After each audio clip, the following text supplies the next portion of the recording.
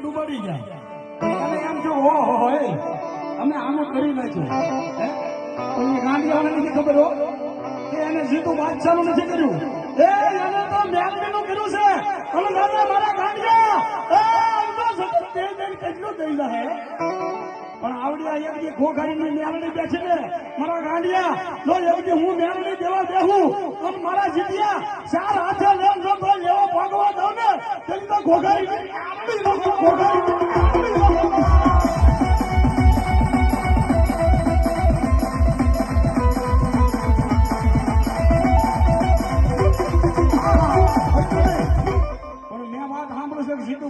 માવતરના નામ માથે